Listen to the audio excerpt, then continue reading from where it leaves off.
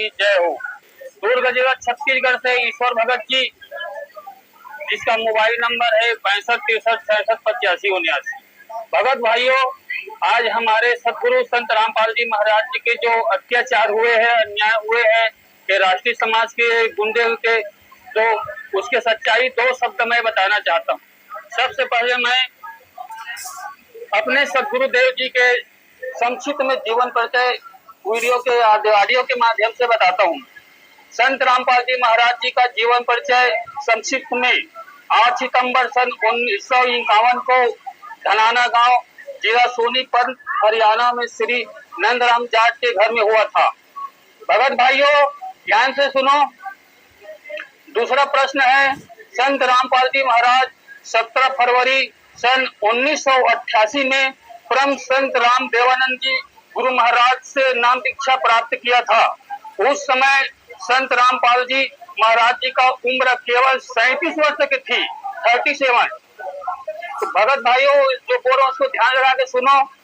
तीसरा प्रश्न है, संत रामपाल जी महाराज जी सन 1994 से अपने सदगुरुदेव रामानंद जी महाराज जी के आज्ञा अनुसार नाम दीक्षा देने लगे और धीरे धीरे भक्तों की भीड़ बढ़ने लगी और सभी को देखते हुए इन्हीं के परिवार वाले ने गुरु जी के प्रति भेदभाव रखने की नियत रखी एवं षड्यंत्र रखी। इन्होंने गुरु जी के प्रति भेदभाव एवं षड्यंत्र का रचने लगी एवं नियत रखने लगी। इसी कारण संत रामपाल जी महाराज जी 1994 में स्वयं अपना घर छोड़कर जींद शहर में जाकर एक कुटिया बनवाकर निवास करने लगे और अपने गुरुदेव जी के द्वारा दिए हुए ज्ञान को परमात्मा के महिमा गांव-गांव में, नगर-नगर में जाकर बताने लगे और सन 1994 से लेकर 1998 तक घर घर जाकर सत्संग करने लगे और सत्संग के माध्यम से भक्तों की संख्या बहुत ज्यादा बढ़ने लगी और भक्तों की भीड़ को देखते हुए विरोध करने भी लगे और धर्म गुरुओं के विरोध भी बहुत ज्यादा बढ़ने लगे। प्रश्न नंबर 4 है कि संत रामपाल जी महाराज जी की सत्संग एवं 1999 में हरियाणा प्रांत रोहतक जिला अंतर्गत स्थित करौता गांव में सतलोक आश्रम की स्थापना की और 1 जून 1999 से लेकर 7 जून तक परमेश्वर कबीर जी के प्रकट दिवस पर 7 दिन का सत्संग करने लगे और सतलोक आश्रम को प्रारंभ किया और प्रत्येक माह के पूर्णिमा को 3 दिन का सत्संग करने का आरंभ भी किया। इस तत्व ज्ञान को समझकर बहुत दूर दूर के भक्तों सत्संग में आने लगे और संख्या भी बहुत ज्यादा बढ़ने लगी। हमारे गुरु जी के सत्संग को समझकर बहुत दूर दूर के भक्त आने लगे और संख्या भी बहुत ज्यादा आने लगे। जब नकली संतों एवं नकली धर्म गुरुओं की धंधा चौपट होने लगे, बंद होने लगे और नकली गुरुओं की पास भक्तों को भीड़ जाने की यानी कि भीड़ कम होने लगे, तो मर्यादा को भंग करते हुए संत रामपाल जी महाराज जी के विरुद्ध षड्यंत्र तैयार करने लगे। प्रश्न नंबर 6 है, 12/7/2006 को आर्य समाज वालियों ने गांव वालों को बहकाकर करौथा आश्रम में हमला करवा दिया और पुलिस वालों ने भी आर्य समाज वालियों ने मिलकर उनको साथ देती रही। इस घटना में सोनू नाम के एक लड़के की मृत्यु भी हो गई। इस केस में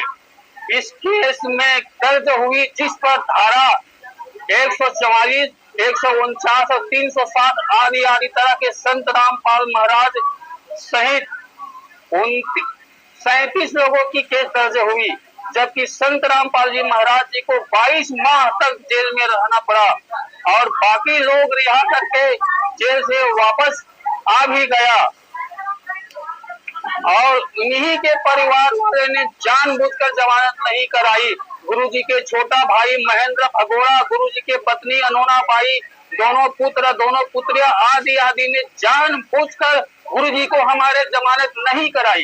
प्रश्न नंबर 5 में दिया है कि 2/4/2008 को रोहतक कोर्ट ने हमारे सदगुरुदेव जी को पर्सनल ब्रह्मांड में व्यक्तिगत बंधन पत्र पर जमानत दी गई थी। जब कोई इसको जमानत नहीं कराई तो सरकार द्वारा हमारे गुरु जी को एक बंधक पत्र के द्वारा जमानत दी गई। प्रश्न नंबर 8 है, संत रामपाल जी महाराज जी के जमानत होने के ठीक 4 माह बाद अर्थात 14/8/2008 को रोहतक मानसरोवर पार्क हरियाणा में संत रामपाल जी महाराज जी के बिना आज्ञा के जानकारी के 100 किलोमीटर की दूरी पर जाकर हजारों भक्तों को बुलाकर वहां राष्ट्रीय समाज सेवा समिति का संगठन किया गया था, जबकि हमारे सदगुरु संत रामपाल जी महाराज जी को कोई जानकारी नहीं थे।